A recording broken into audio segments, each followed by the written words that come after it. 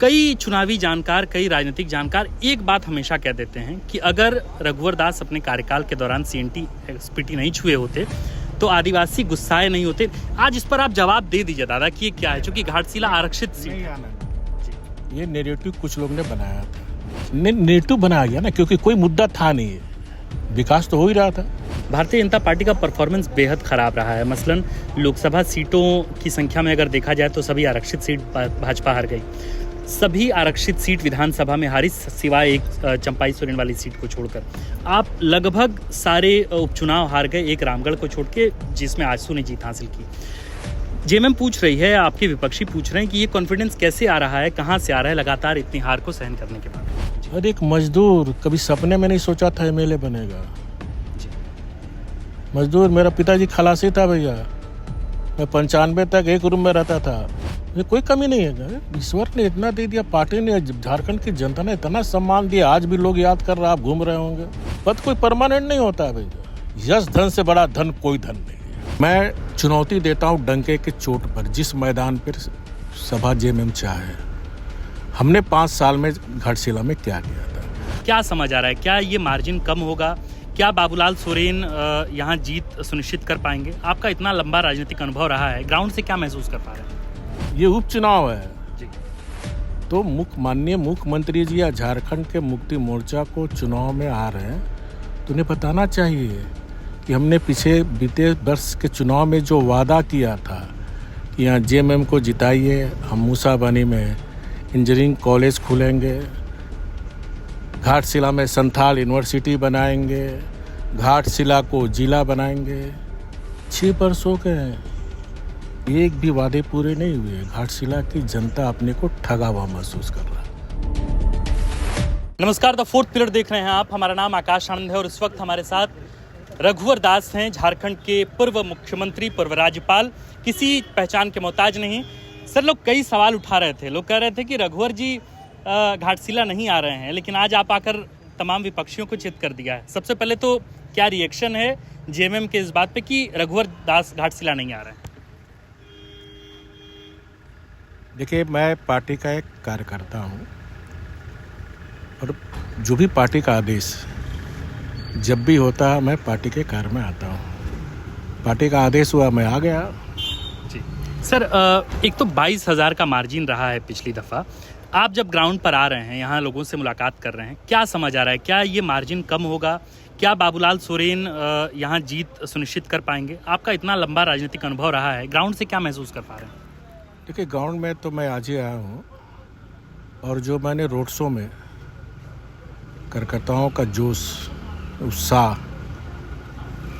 और हजारों की संख्या में जनता ने जो रोड शो में सम्मिलित हुआ, ये संदेश देता है क्योंकि झारखंड में मौसम भी बदल रहा और मौसम का घाटशिला विधानसभा में भी नया हवा बह रहा बदलाव का। तो अब की बार घाटशिला की जनता ने संकल्प ले लिया है कि आने वाले विधानसभा के उपचुनाव में कमल फूल को खिलाना है, क्योंकि इन 6 वर्ष में, और मैं पूरे राज्य की बात छोड़ दूं तो घाटशिला का ही बात करूं तो एक काम भी बताइए कि हमने ये काम किया। लेकिन मैं चुनौती देता हूं डंके के चोट पर, जिस मैदान पर सभा जेएमएम चाहे। हमने 5 साल में घाटशिला में क्या किया था। हमने घाटशिला में 5 वर्ष के अंदर ये जो सड़क देख रहे हैं ना, ये भारतीय जनता पार्टी के, जब घाटशिला में भी बीजेपी का विधायक था, सांसद था, स्वराज सरकार था, 140 किलोमीटर सड़क हमने बनाई। यहाँ कोई ग्रिड नहीं था, हमने ग्रिड बनाई, 6 सब स्टेशन बनाया, हमने 13 पुल पुलिया बनाए। ये उपचुनाव है जी। तो माननीय मुख्यमंत्री जी या झारखंड के मुक्ति मोर्चा को चुनाव में आ रहे हैं तो उन्हें बताना चाहिए कि हमने पीछे बीते वर्ष के चुनाव में जो वादा किया था कि यहाँ जेएमएम को जिताइए, हम मूसाबनी में इंजीनियरिंग कॉलेज खुलेंगे, घाटशिला में संथाल यूनिवर्सिटी बनाएंगे, घाटशिला को जिला बनाएंगे। 6 वर्षों के हैं, एक भी वादे पूरे नहीं हुए। घाटशिला की जनता अपने को ठगा हुआ महसूस कर रहा है।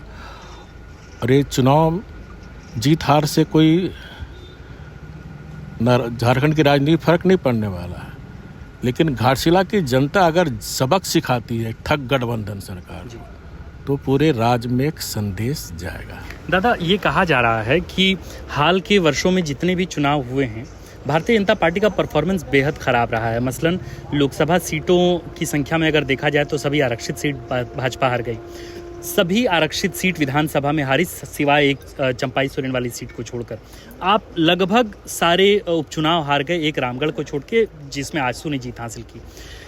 जेएमएम पूछ रही है, आपके विपक्षी पूछ रहे हैं कि ये कॉन्फिडेंस कैसे आ रहा है, कहाँ से आ रहा है लगातार इतनी हार को सहन करने के बाद? देखिए, भारतीय जनता पार्टी सिर्फ सत्ता की राजनीति नहीं करती है।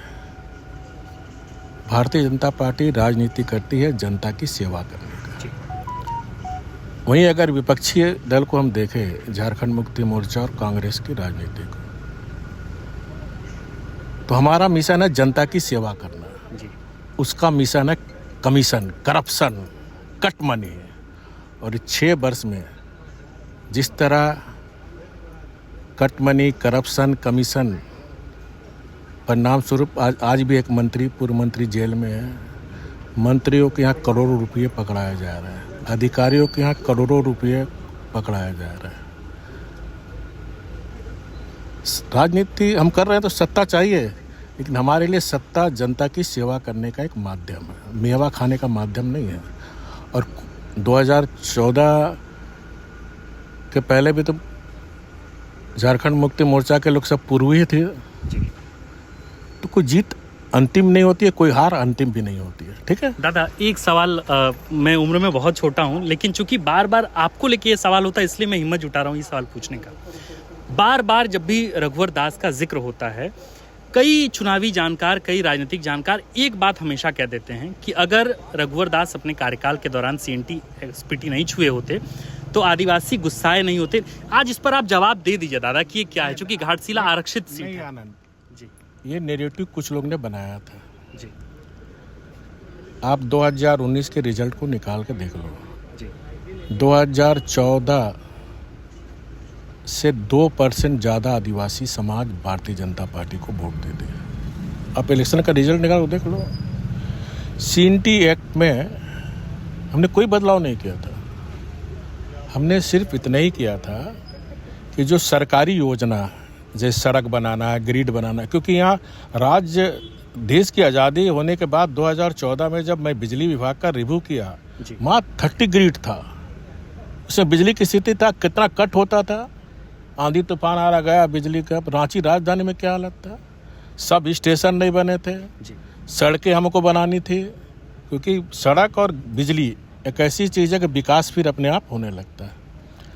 और हम जब जनता दरबार मुख्यमंत्री के बनने के बाद लगाया था मैं अपने CM हाउस में, तो मैक्सिमम गरीब आदिवासी आता था, बोला हमारा सड़क बनाने में रोड बन गया, लेकिन 2 साल से पैसा के लिए दौड़ रहा जी। तो हमने यही निर्णय लिया कि सरकारी योजना में उसमें ग्राम सभा की ज़रूरत नहीं है जी।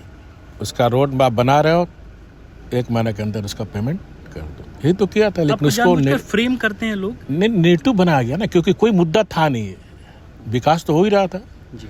तो एक नेगेटिव बनाया CNT का, उसमें विदेशी शक्ति का भी हाथ था, विदेशी धर्म वाले लोग को। सर, आपको कितना नुकसान हुआ आपकी राजनीति? नहीं, हमें कोई नुकसान नहीं है। अरे एक मजदूर कभी सपने में नहीं सोचा था MLA बनेगा जी। मजदूर, मेरा पिताजी खलासी था भैया, मैं 95 तक एक रूम में रहता था।